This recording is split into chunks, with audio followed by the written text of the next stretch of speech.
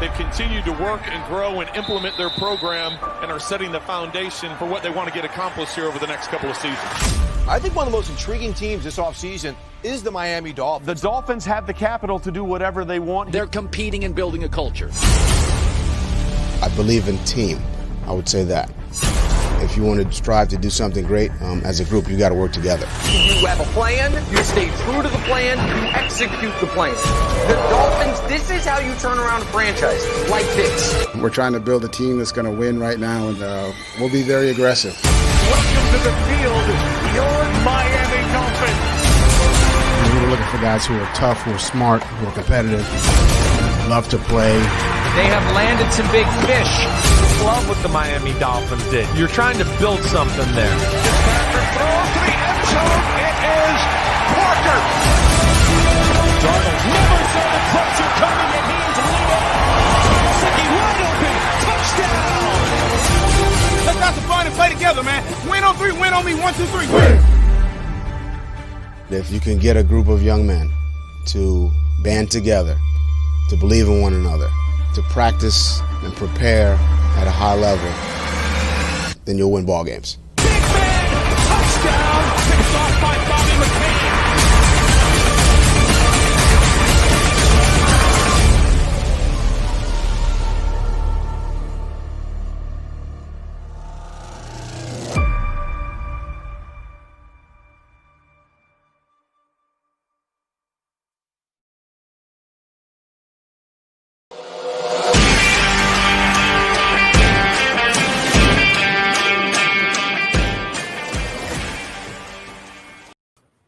What's good, Fin Nation? What's good? It's your boy Reason, and we're back here with another one. And tonight, as some of y'all know, EM is out of town, so I'll be riding solo dolo like Dan Marino in the backfield before he got Kareem Abdul-Jabbar's first 1,000-yard rusher, guys. So it's just me tonight, and I'll be joined, of course, by the GOD of Dolphins social media, the man, the myth, the legend himself. Man, no introduction is needed. I mean, this man, if y'all are on social media and you ain't following him, I don't even know what you're doing with your life, let alone if you're a Dolphins fan. So, I mean, he doesn't really need any further introduction. I mean, you can catch him on the Phinsider podcast. You can find his work there. One of the original founders of PFN. Absolute great guy. Everybody, please welcome Josh Houtz to the stream.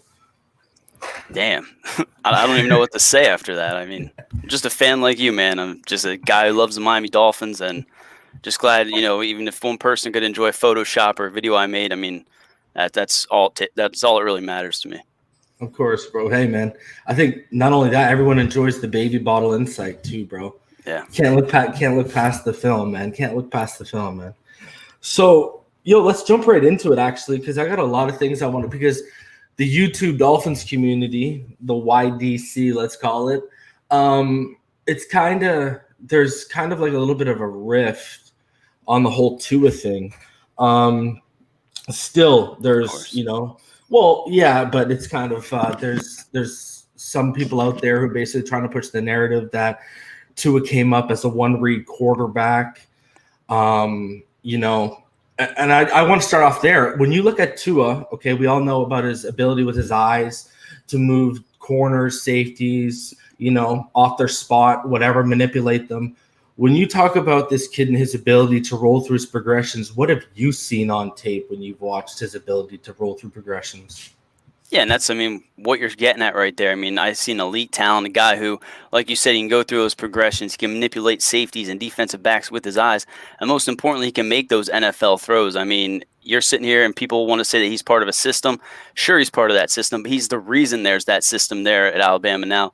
Tua Tagovailoa, in my opinion, would have been the best quarterback. He would have went number 1 overall if he didn't suffer that injury. So for me, he can do everything. Obviously, his injuries are a concern. I can understand if people are concerned the talent around him. Again, maybe they want to say that he is a product of the system, but at the end of the day, this is the best quarterback the Dolphins have had since Dan Marino, and we should all be pretty damn excited to see what he's going to do in a Miami Dolphins uniform. When you look at him, what's your favorite part of his game? What do you think he's most advanced at and what's going to translate easiest for him when he makes that jump? For me, it has to be just the way he goes through his progressions and how accurate he is with the football, understanding what the defense is going to do. He's doing things that, some of these quarterbacks in the NFL aren't even doing. So I think, Alabama playing in the SEC got him ready to go out there and to be an NFL quarterback. And he showed that at the best conference in all of college football, he went out there and played like, he was the guy. He was and just as a prospect in general, I mean, this is a guy who's been talked about for many, many years. So for me, I like his football IQ, just where he can place that football and just understanding what the defense is going to do in before they know it. So again, best quarterback Dolphins have had since Dan Marino himself. I love it. Hey, I agree with you 110%, man. I mean, I don't really think, especially when you look at the film, I don't really think there's any doubt about that. But one of the big topics going on right now, and I'd love to hear your opinion on this, Ryan Fitzpatrick. Now, I know, a lot of us, we want him, there's a lot of us who, you look past about whether the kid needs to sit and learn or not. You look beyond that. A lot of us think with, his, let's call it, comfort with not only Chan Gailey, the coach, in terms of what he wants, what he expects of his players, what he expects out of the offense, and also the 5 years he spent between the Bills and the Jets in Chan Gailey's scheme. A lot of people are holding on to, and I agree with them, 5 out of the last 6 games, last year, Fitzpatrick a lot of people believe Fitzpatrick earned the right to start at the beginning of this year. And I guess when Fitzpatrick became the starter for a second time last year, Flores specifically said, we're going to field the guys who give us the best opportunity to win ball games. So we all know the NFL is a what have you done for me lately. Do you think, last year's performance even matters for Fitzpatrick in terms of being that starter for number 1 and for week 1? And B, do you even see him be the starter for week 1? Yeah, I mean, for me, what it comes back to, and again, I mean, he won 5 games with that roster, a roster that, we joke, it looked like an XFL team. I think they had 80-plus players just rotating in and out of that lineup each and every week. They would sign a cornerback off waivers on a Tuesday, and he'd be in the starting lineup that week. So he was the nucleus, in my opinion, that brought this whole team together. We know the offensive line was ranked 32nd in the NFL. He led the freaking team in rushing. I mean, so yes, what he did last year was, hell of a job, and he does deserve that quarterback 1 spot, at least immediately. And a lot of that has to do, and again, I'm sure we'll talk about it throughout this entire broadcast and, for many, many weeks, but everything going on in this world. I mean, Tua hasn't even gotten out there yet and thrown footballs to, I think he's working out with Kirk Merritt a little bit, I don't know that he's been working out with Parker or Gesicki or any of those guys, getting those reps in, learning this offense other than just from, from the virtual side of things. So I think by default, Ryan Fitzpatrick's the starting quarterback. And I think, like you said, Chan Gailey's offense, this is something that he speaks fluently. He's going to be every bit as important to Tua's growth as Chan Gailey, in my opinion. So I think he's going to go out there. He's going to start week 1, maybe week 2. To me, it comes down to how this offensive line looks, because at what point do you realize that Ryan Fitzpatrick just doesn't have it anymore, and maybe Tua can bring a spark out there. But at the same time, you got to let those young players on the offensive line go out there and mesh together before you throw Tua out there, or it's just going to be a disaster. Mm-hmm. So I'm going to safely say you're probably on board with me and my co-host EM in terms of we think in training camp, when you look at what Chan Gailey runs to what was ran at Alabama, it's very similar concepts in the base set, at least. And when you look at what, he's probably going to be familiar with the terminology because of that, other than the game speed in the chalkboard room where we think he's probably, we're getting the feeling, at least the sense that he's impressing right now and that he has impressed since he got in there earlier. And I mean, we know this, Josh. I guarantee they've had him A, throw a football, and B, they put him in front of a whiteboard and they've drawn up stuff and they've seen where he's at. When you look at and take that all into context, and then you take into context everything we just talked about with Ryan Fitzpatrick, like if Tua doesn't start game one, is that a cause for concern that, hey, he couldn't beat out Ryan Fitzpatrick? Or is that the circumstances of, like we just went over with Ryan Fitzpatrick's familiarity, how he performed last year under Flores, and also the current worldly situation? Like, so, Dan Marino didn't start game 1. Right. So if Tua doesn't start game 1, is that even a cause for concern, or do people have to look at the whole context of the situation? I'm sure in today, the way everything goes, someone's going to be, Chicken Little, sky is falling. Someone will take this the wrong way as, Tua's not ready or not healthy or isn't able to beat out, a 37-year-old journeyman like Ryan Fitzpatrick. I don't see that as the case. Again, I think Chan Gailey, I know Ryan Fitzpatrick had some saying why he came to Miami. I mean, you're not going to at least let them two go out there and at least, try to ride off into the sunset and do something special in this unprecedented season. But to me, I think you just got to take baby steps with Tua. And it's going to be very hard because he is the 5th overall pick. The fan base, I mean, we're selling out his jerseys left and right. Most of us don't even have them yet because, I mean, this guy is the biggest thing to happen to the Miami Dolphins. Once you go to Tua Tagovailoa, you cannot turn back. So I think they'll take this, 1 week at a time. But at some point, and I think they even went out there, and I think it was Barry Jackson article said, once he looks like he's the better quarterback, they're going to transition to him. And you got to assume the Dolphins most likely won't be in playoff contention. So at some point, they're gonna make the change. And at that point, we're all riding and dying with Tua Tagovailoa. And I mean, I don't know. I see Ryan Fitzpatrick starting the season, but I think he's going to be on a very short leash. And we're looking at maybe, week 4, week 6, somewhere around that area, Tua coming in and then not looking back. Right primed up, getting ready for that Herbert matchup. I love it. So in your estimation, where does Josh Rosen fit in all this? To me, I was a Josh Rosen fan. I liked him in college. I liked the way he played at, he played in college and then he went out there and he just laid a turd in Arizona and then he got traded to Miami and also laid a turd. So for me, I understand why some fans want to move on from him. But again, he's 23 years old. I make the joke all the time. He's younger than Joe Burrow.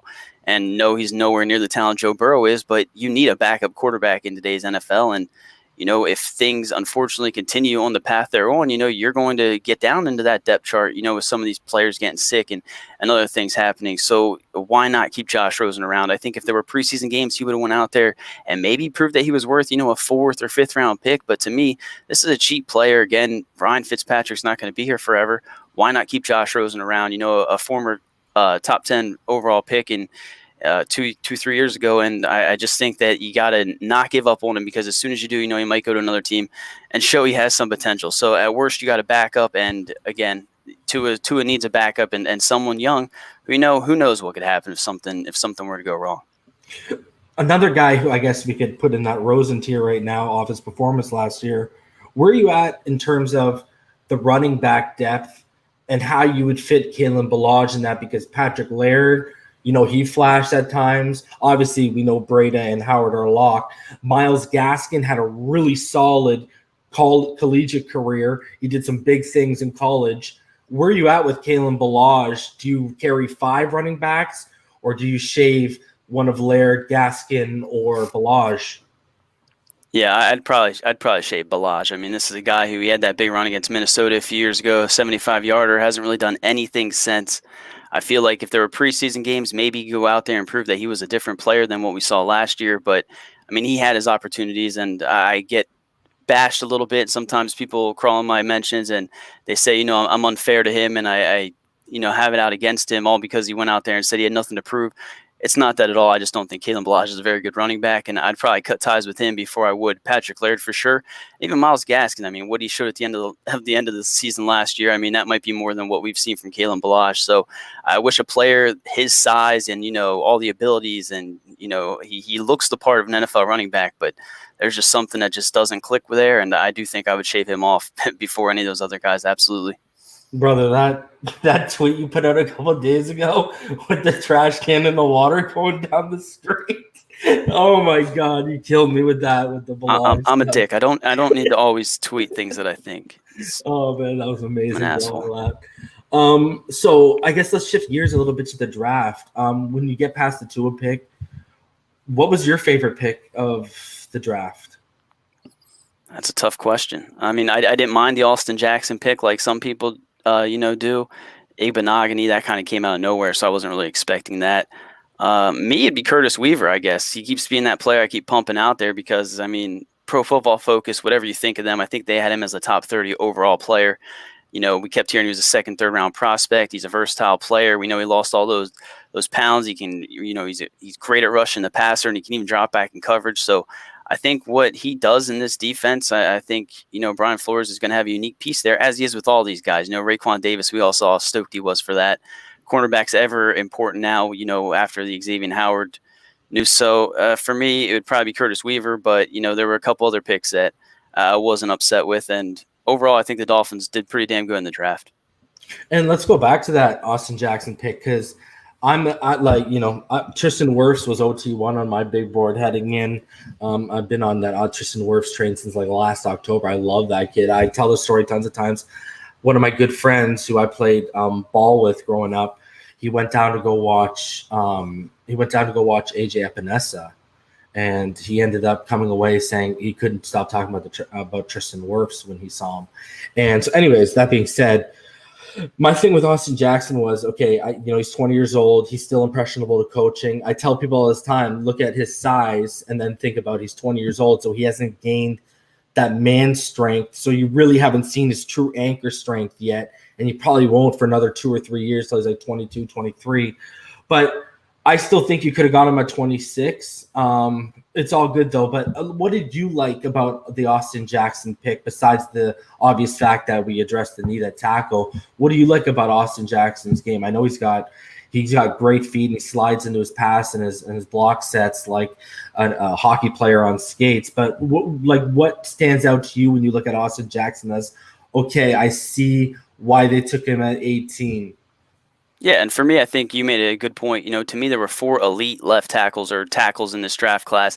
And, Austin Jackson was just outside of that, where, a lot of people had their own opinions on him and Josh Jones. And, there were all these other guys that kind of fell into that lump of players. You kind of had hoped to see the Dolphins move up there and go up there and get one of those other tackles. But they took Austin Jackson. I think you mentioned all the reasons why, ever since Flores has come around and him and Chris Greer have got together, they get these players that are athletic, they're young, raw potential that, they believe that the upside is just worth that risk or worth the potential of one of those other players that may have been a safer pick. So although I'm not a guy that's going to sit here and say Austin Jackson, is the best tackle and, is even going to fill the shoes of a Laramie Tunsil, for being completely honest. But I like that pick, and I like what they did with Hunt and as well as Kinley. So they addressed the offensive line.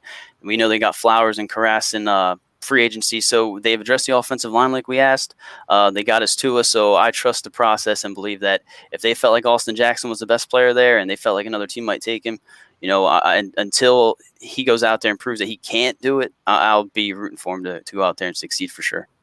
What's your I'm a huge fan of the Robert Hunt pick. I had him graded actually as a guard heading in. What do you think? Do you think he's going to be able to make that adjustment, and do you think he's going to win that right tackle job over Jesse Davis? It's going to be $1 million question, right? I mean, it's one of the most exciting battles, and I mean, you can look over this roster and you can pick and choose which battles you want to talk about or what could potentially, be one of those training camp battles. But for me, I like what Hunt can do, and he's a mauler. He's a guy that can go out there and, like you said, he's a guard, probably better. To me, I see the transition a little bit more, smooth for him to go in there, play inside at guard, and let someone else play a tackle. But I'm not really thrilled about Jesse Davis. So, I have no issue with him going in there, competing right away. And I do think, if the Dolphins hit on this pick like they felt like, they had all those picks on day 2, and they went out there and, they took Hunt pretty early. So, they have all this faith in him. I think he's going to get every chance to prove he can be the right tackle. To me, I see no reason why he can't be, like another Jawan James or something like that. And to me, that's a hell of a pick there in the second round. So I'm excited about Hunt. I'd say between the two, I might be more excited about Hunt than Austin Jackson, to be completely honest. But again, I think both players are a hell of an upgrade over what we saw last year and for the last decade, to be completely honest. Yeah, I agree with you 110%. And so, look, if we look at what they've done, just sticking with the offensive line here for a sec, it's obvious they've upgraded it and addressed it both in, and, let's be honest, if he didn't get franchise tagged, we wouldn't even be talking about Eric Flowers. We'd be talking about Joe Tooney, right? So when you look at the effort that they made to address this line and how they put it together, and then you look at Tua and you go back to the people who still have concerns about, hey, he's still not even a year removed from a collision that caused an injury that was as bad as a car accident. So, there's some people that want to, tread on the side of caution with that. And with how our offensive line has been totally retooled, do you think it's a legitimate argument to say, hey, like a legitimate argument in Fitzpatrick's favor to say, hey, let the veteran go out there for a couple games who, not only has been in Chan Gailey's offense, but has proven under Flores that he can win games. Go out, let him go out for a couple games and see what we have in this offensive line before we're ready to put Tua behind them. Do you think that's a legitimate argument? I do, and I mean, this is, again, an offensive line that was 32nd in the NFL last year. I mean, they were horrible, and they brought in all these new pieces. And again, in this season where they're not going to be able to go out there and have as many reps in practice and do the things that they would normally do, it's going to take some time, even more so, for that offensive line to come together and really gel. So I absolutely think that's a valid argument for anyone that wants to say Ryan Fitzpatrick should start. But it always goes back to that saying, scared money don't make money. You didn't go out there and draft Tua Tagovailoa to sit there and, leave this beautiful car, just sit there and collect dust in the garage. You take him out there for a spin, every Sunday, and you go out there and you run through the AFC East. So I think it's a valid argument. I think that's kind of the way the Dolphins are going to go. But, I mean, if this is a true competition, stranger shits happen. So there's no reason why, maybe Tua goes out there and does something that just Brian Flores says, you know what, that's my guy, and it's his time. Yeah. So what was your overall take about free agency? Because obviously they went defensive heavy with Byron Jones, Kyle Van Noy, Emmanuel Ogbah, Shaq Lawson, and so forth. What's your opinion about, what was your overall opinion about how they did in free agency? I was very happy with the way they addressed free agency. I mean, no one saw the Byron Jones signing, and I mean, that was amazing. That was great. I know that kind of felt like free agency day one was kind of winding down, and we all got that notification on our phone. The Dolphins just freaking jumped up there and signed Byron Jones. And I mean, to pair him opposite of Xavier Howard, or even if for some reason they move on from Xavier Howard, Byron Jones, I think he's one of, the best corners in football, as is, Xavier Howard. But Shaq Lawson, loved him coming out of the draft. So he was a guy that I was happy to see us take away from the Bills. Kyle Van Noy, I mean, that was a guy that's always been in Belichick's offense. He's been in that system, coming right in here, very familiar with Flores. He's going to go out there and kind of be that leader on defense. Ogbah, Eric Flowers. Again, you're right. They got Tooney, they went and got Flowers, but it seemed like a pretty okay consolation prize, at least based on what he did last year. So again, it was better than what we have, or what we currently had, but.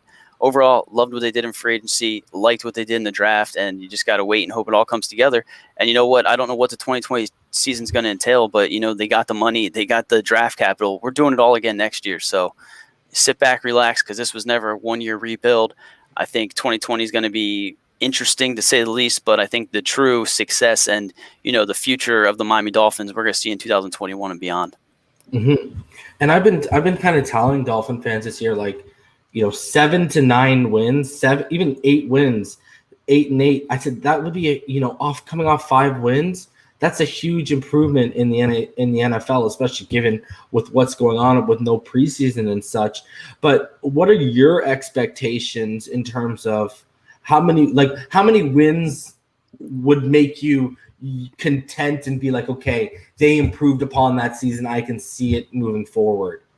For me, and I feel kind of dirty even talking about this, and people will say, you know what, you don't want the season to happen, or you're one of those people, but I honestly don't even know if we're going to finish this 2020 season once it starts. I mean, look at everything going on. I mean, it's an uphill battle for sure, but for me, it's really not about wins. If Tua goes out there and, he struggles, he even throws more interceptions than touchdowns, I mean, a la Peyton Manning or something like that. I mean, you're not going to sit here and say, the sky is falling.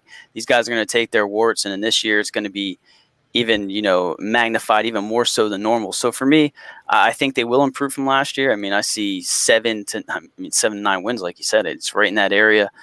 I mean, I'd say 8-8. But to me, anything, it's more so about how those players develop, how these rookies come along, how that offensive line starts to come together. Where's the pass rush come?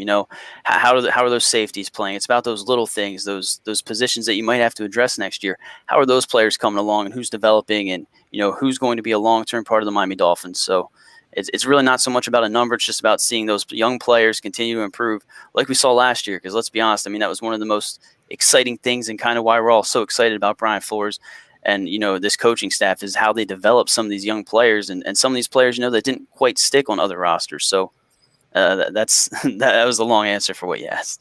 No, yeah, I appreciate it. And let's stick to something you mentioned. Are you fully comfortable with, I won't say Eric Rowe, because I think a lot of us are okay with Eric Rowe. Are you fully comfortable with Bobby Mccain being the starting free safety? I'm not, and I kind of feel like, again, it goes back to that Keelan Balash thing where it almost feels like I have something against Bobby McCain, and I don't. I thought he was a very good nickel. He made all that money playing nickel.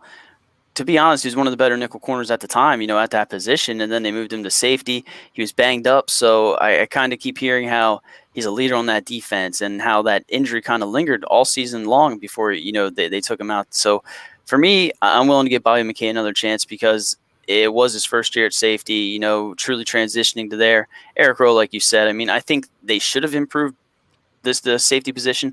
And some people say they brought in Brandon Jones. They did technically, draft a safety, but there were some guys there, round 2 that a lot of us, and again, we're not professionals by any sense of the imagination. We're just fans that go out there and watch football. But I think some of us saw some safeties there in the second round that we would have loved to have over maybe a Bobby McCain or even an Eric Rowe, which Eric Rowe, let's be honest, he's covered tight ends better than anything we've seen in Miami in a little bit. So I'm willing to just sit back and let those guys develop. But safety is definitely that biggest concern to me, at least on the defense. And sticking with the secondary, 2 things. Do you think because he's not a Flores guy and the durability issues of why he dropped to the second round where we drafted him are starting to pop up a little bit with X? We talked about Fitz kind of being on a short leash because of what's going to be behind him.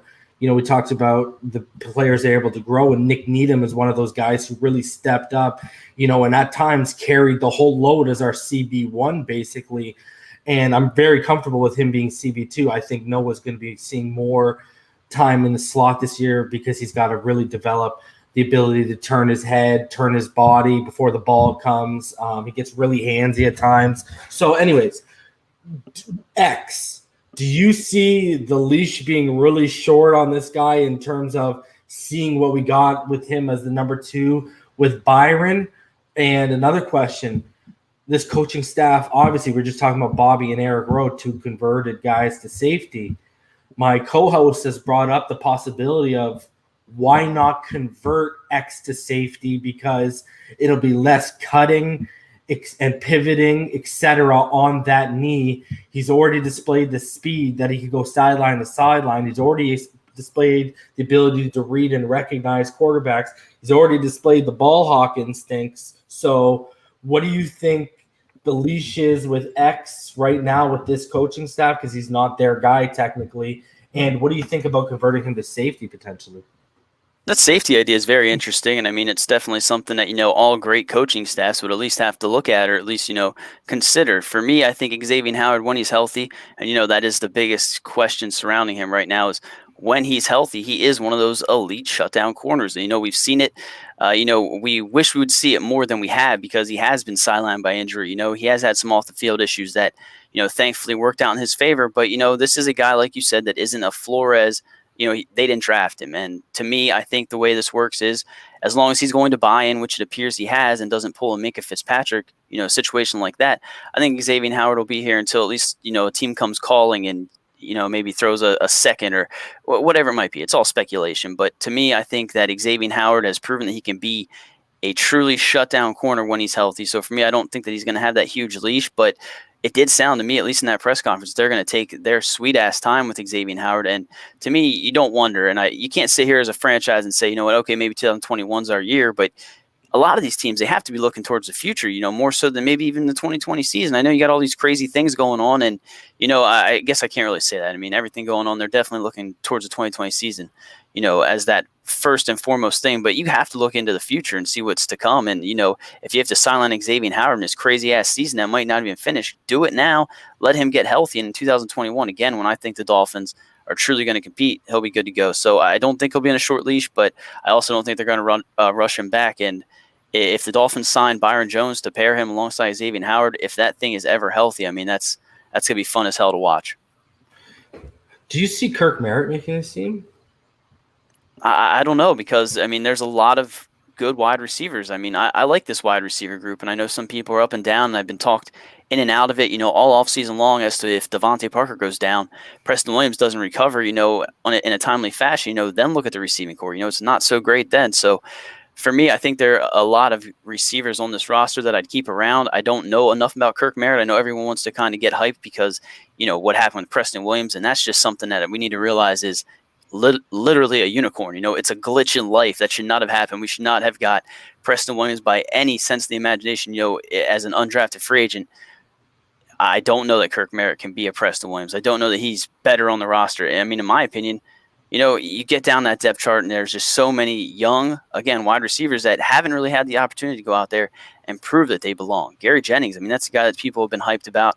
He's not going to, I mean, what's he going to do this offseason except run individual routes, make plays in these 7-on-7s and these scrimmages, but there's no preseason. So it's a crazy offseason. And a lot of these players that, have kind of become these cult legends. Isaiah Ford, that's a guy who I absolutely love. That guy's been cut and churned around this roster so many times. I mean, what's to happen with him? I mean, I take an Isaiah Ford over what I've seen from Kirk Merritt, but you don't know how this coaching staff views this. And it's, one of the many, many question marks surrounding this offseason. So what's your opinion of Mac Hollins? I like his hair. I mean, I don't know if you ever go check out that picture of him with the Eagles, but he has some it looks like spaghetti coming out of his hair. So I did like his hair when he was rocking that at Philly. I mean, to me, this is a guy who's a special teams, maven. That's kind of where he became such as, I guess that's why the Dolphins claimed him. They were throwing their chips at the table and just, trying to grab an acorn from the tree, just the way Jeff Island always talked about those acorns. That's all Mac Hollins was. He's a good special teams player. Hasn't really shown anything at receiver. I mean, we know how desperate the Eagles were to bring in some talent at wide receiver, and they wanted nothing to do with Mac Hollins. So I thought that he might have a chance to do some stuff. He proved me wrong, but I did like the spaghetti hair, and I think, I'd keep Isaiah Ford over a Mac Hollins for sure. So I got a question for you, because I know just like all of us, you stay on top of everything that comes out.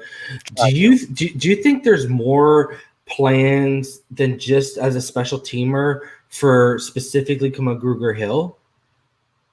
I see him as that linebacker position. I think he can be some depth there. And I think to me, I don't think maybe I'm wrong, but you don't go out there, you don't sign some of these players unless you see them not only being these special teams contributors, but also, having a little bit of a role, whether it be in different packages or, whatever the situation might entail. But I think I see him being a little bit more than that special teams guy. But I mean, I definitely think, he's a special teams captain.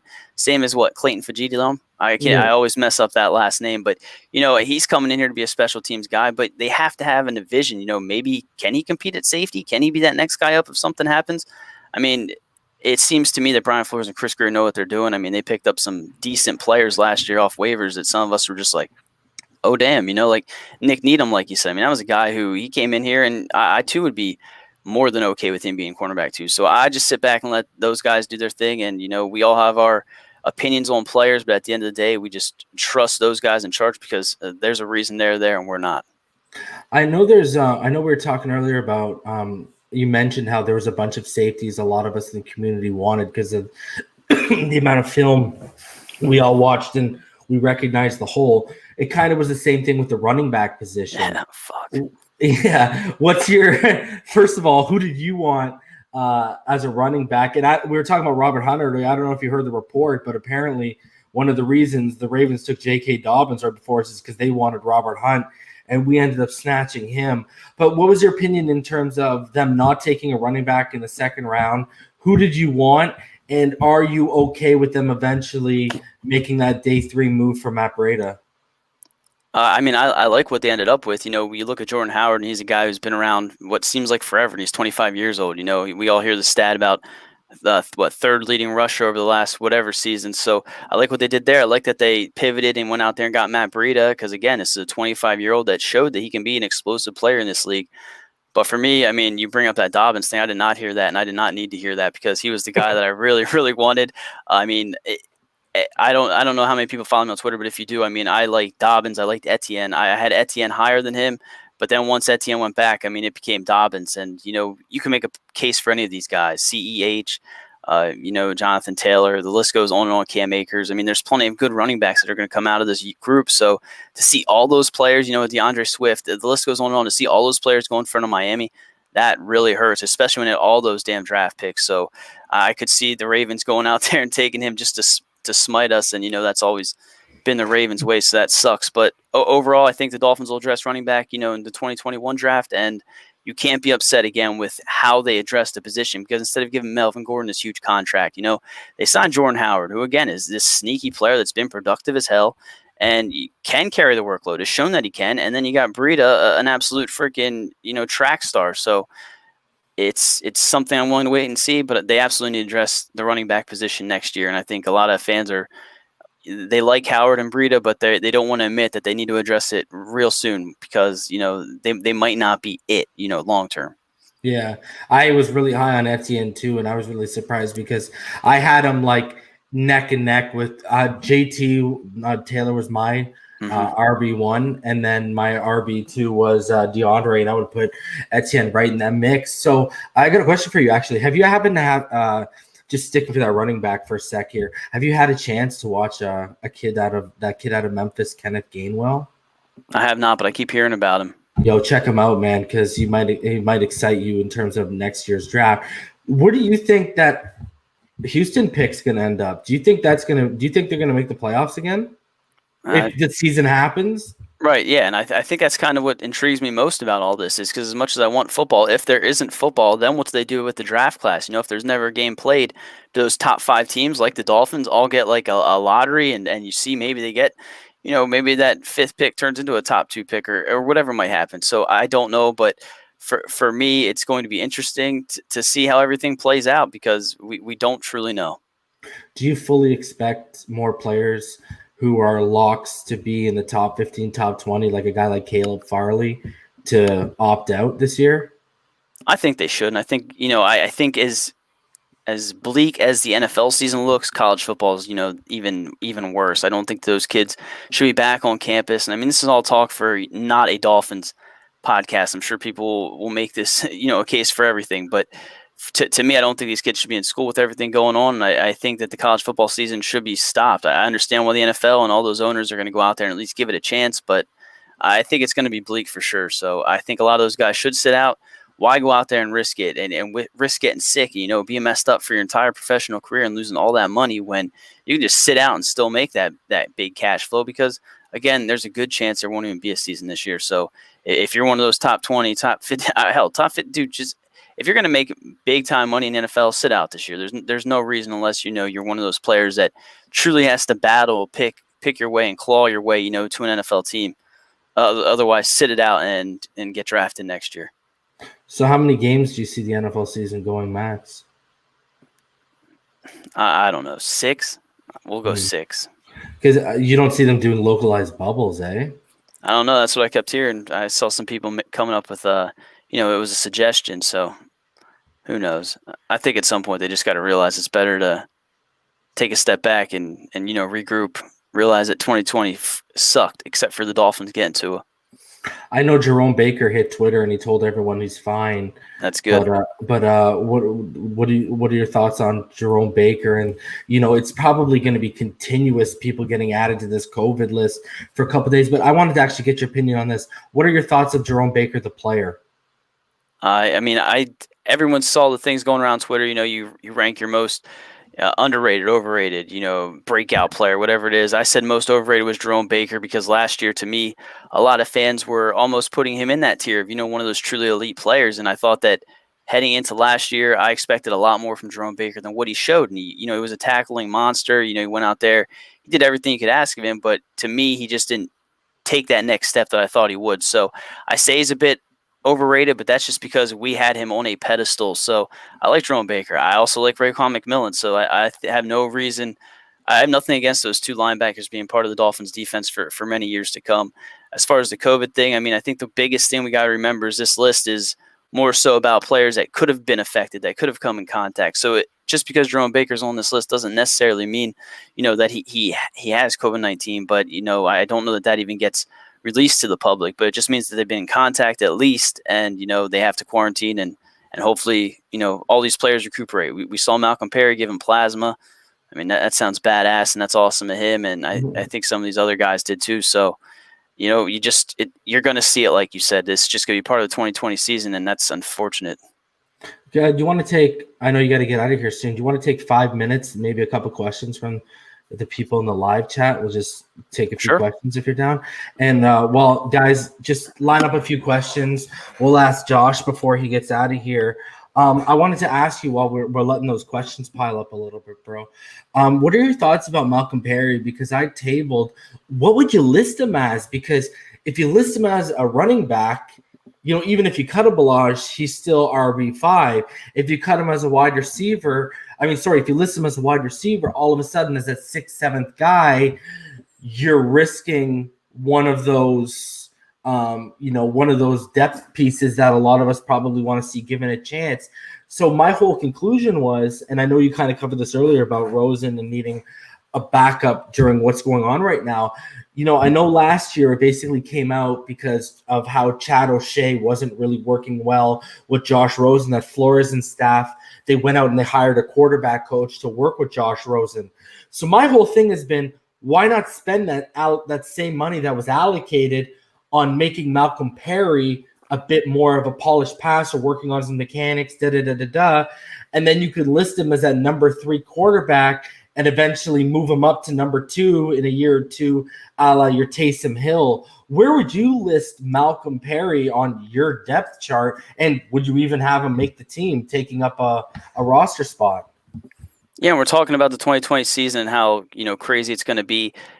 The roster is hopefully at least a little bit going to reflect that. So, there might be a little bit more on the 53-man. There might be a couple more spots there. The practice squad, I think we've already heard, will have a little bit more roster space. So maybe a Malcolm Perry that had to go out there and prove his worth in preseason. Maybe he sticks to the practice squad and they take it till next year. They kind of see what he can do and develop, like you said, as potentially a quarterback, a running back, a wide receiver. I really don't know where you list him. To me, he's a guy that can do a little bit of everything, pretty good, but nothing great, So I don't think they draft him to be a quarterback. I think we can all agree on that, even though he kind of reminds you a little bit of what we remember with Pat White. And I know we were all so excited about Pat White, but to me, I think he's listed as a running back on the Miami Dolphins official website, if I'm not mistaken. So yeah, I think that's kind of where I don't know, that must be where they see him taking the most snaps, or it's just, it could all just be the Belichick kind of way. You're going out there, you're trying to fake the other team into going out there and game planning for a Malcolm Perry at running back when he goes out there and lines up a wide receiver. So no one truly knows. Again, I think preseason would have shown what he can truly become and maybe where he best fits, but we're not going to get that. And hopefully he can do enough to stick on the Dolphins roster, because we know how excited fans are about Malcolm Perry. And it seemed like the coaching staff was, because this was a guy who I think may have been wanted heavily by the New England Patriots. If I'm not mistaken, the Dolphins kind of went there, swooped in, drafted him. So they got to feel pretty strongly about this guy. And it's an enticing player, like you said, a Taysom Hill. I mean, those are the guys that kind of get you excited, and those X factors that when they come into the game, it just seems like they have this special ability. So I'd be interested to see what Malcolm Perry can do, and we'll leave it at that. Yeah, just because my co-host has said, hey, they can implement a little bit more wildcat with them. And I said, hey, if he's a bit more of a polished passer, all of a sudden you got a better version of Ronnie Brown. So just a few questions here. What do you think of Michael Dieter to center? Asked Lariel. It's not a bad idea. I think Ted Karras is obviously going to be the starter there this year. I know they had interest in Cesar Ruiz, which, that to me says all you need to know about how good they thought that player was, and then what they thought of even what they have potentially on the roster. So I think Dieter could potentially play center, but he'd have to show me a lot more than he did as a rookie, because he's one of those guys that could very well be one of those forgotten offensive linemen on the roster and be gone sooner than later. So I don't mind it, but he needs to do something.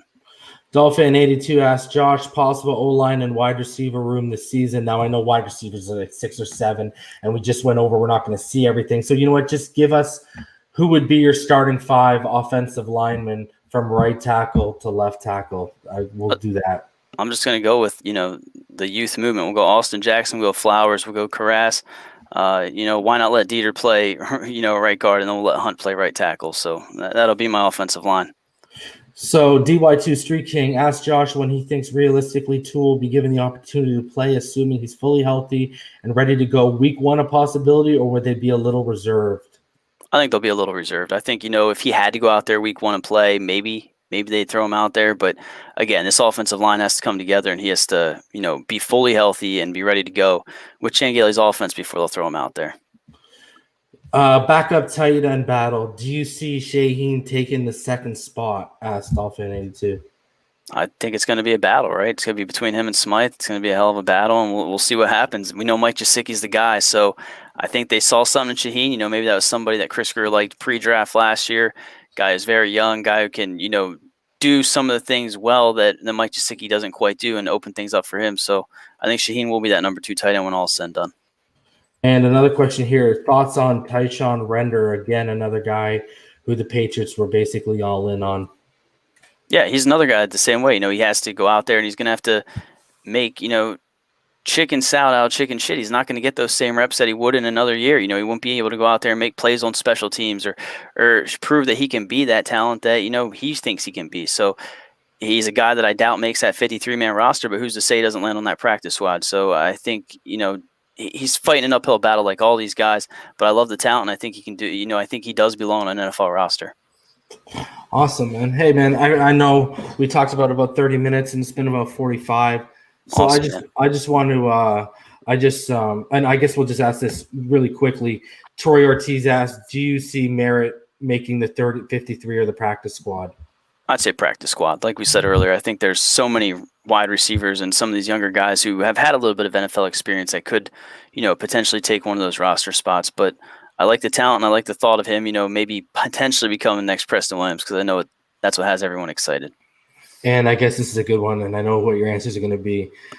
Mr. 8-Ill asks, will any rookie get first-team All-Pro? And I guess that means in the future, too. So it's going to be Tua for sure. Yeah, we'll go with Tua. We'll go out on that note. But, brother, I know you said we were talking about 30 minutes. You've ended up giving us 46 minutes of your time, man. I don't want to hold you up. It's Friday night. It's like 10:30.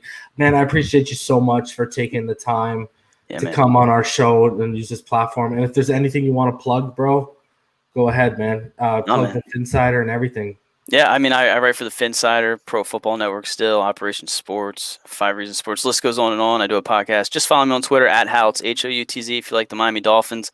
You know, I'm a diehard Miami Dolphin fan, just like Reason, just like everyone else. So keep kicking ass, Reason. Thanks again for having me on, man, and enjoy the rest of your night. And most importantly, Fins up, dude. Thanks a lot, man. I appreciate you, homie. So, guys, I want everyone to take the time and go follow Houtz on Twitter. I'm going to be getting out of here. I'm going to plug. We were going to give away the Tua jersey tonight, but we're going to do it Sunday. I want EM, you know, he didn't want to miss this interview, but just because of timing, he had to. So I don't want him to miss the jersey giveaway as well. So we're going to be going live on Sunday, guys. We got a pretty good topic lined up that y'all are going to be interested in. And we're going to be covering that, and we're going to be giving away the jersey. I want to thank Josh Houtz again for taking, 45 minutes of his time to come on this podcast, talk some pigskin, talk some football. I hope y'all enjoyed the conversation, the topics, the things we discussed. Man, I tried to cover as much as I could, guys. That's why you saw me going right in from question to question, because I wanted to, and I know someone asked what his thoughts about Robert Hunt were. Well, if you go back and rewind, we talked about Robert Hunt a little bit. So we talked about a little bit of everything in this podcast. If you joined late, I implore you, go back and watch the beginning. It was a pretty good conversation.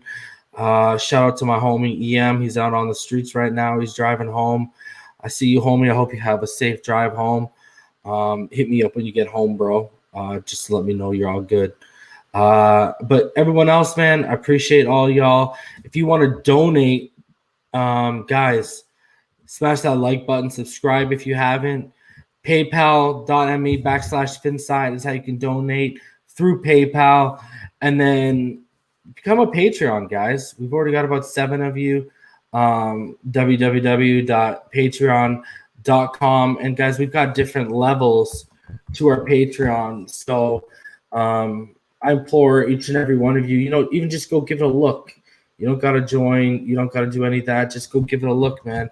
And I appreciate everyone who's taken the time and, to not only sign up and become a Patreon with us, but also that have taken the time to open up their wallets for us. Man, y'all keep us so blessed, man. And I can't express how much I appreciate even all of the haters. I know people are talking about how we popped off at a couple dislikes right off the rip, man. We see you haters. It's all good. Haters got to hate because someone got to do it, man. That's good, man. I mean, jealous people move in jealous ways. I don't really know what else to say, but other than that, but let's shout out to our Patreons who have already signed up because there's a decent and shout out. We just got another Patreon, so shout out to you. Wow, I didn't even see that. Shout out to Rhino, Sith, and Infinite Trauma. They were our first two Patreons. They were our inaugural ones. They're both on the $5 veteran level. Shout out to Fake Spike. He's on that $10 MVP level. Shout out to Shake Money. He's on that $15 franchise player. Shout out to the homie Joe B. He's on the $10 MVP. Shout out to K all day. Homie, I'm stacking those Hertz cards for you and your wife. He's on that $15 franchise player. Shout out to Ramon, who joined on July 27th at that $10 MVP. And shout out to our newest patron who joined on July 30th, Seth. He joined that Hall of Famer, our first Hall of Famer $20 level. Yo, Seth, I'm going to hit you up on it, not only to send my appreciation for joining you. I'm not only going to personally message you, but, man, I like to see that. So we're going to talk about your level because you got a couple more benefits than everyone here, but I appreciate you for taking the time to sign up. The fact that we already have Patreons and some of the biggest Dolphin YouTubers out here only have about 18, 19, and we're already at 8. Man, we appreciate each and every one of you for showing love. And each and every one of you that takes the time on your Fridays, your Mondays, your Tuesdays, your Wednesdays, whatever, when you've had a hard day of work, you come home, you crack a cold one, you listen to us, you watch us. Thank you for making us a part of your day. Thank you for making us a part of your evening. And thank you for, I know time is money for everyone. I know time is one of the most precious and valuable things we have in this world. And the fact that some of you take some of that precious time out of your day and out of your life and spend it with us, we appreciate each and every one of you, man. And, we've been growing and getting bigger. And we're only about, last I checked, let's do the count. We are only about 13 away, last I checked, of getting to 1,000 here. So let's just double check. We are 11 subscribers away from 1,000 people. 1,000. So not only will y'all be able to donate directly through the comments if you want, but I'll also be able to post community updates directly through YouTube for all of you who don't have Twitter and don't keep up with what time we're going live.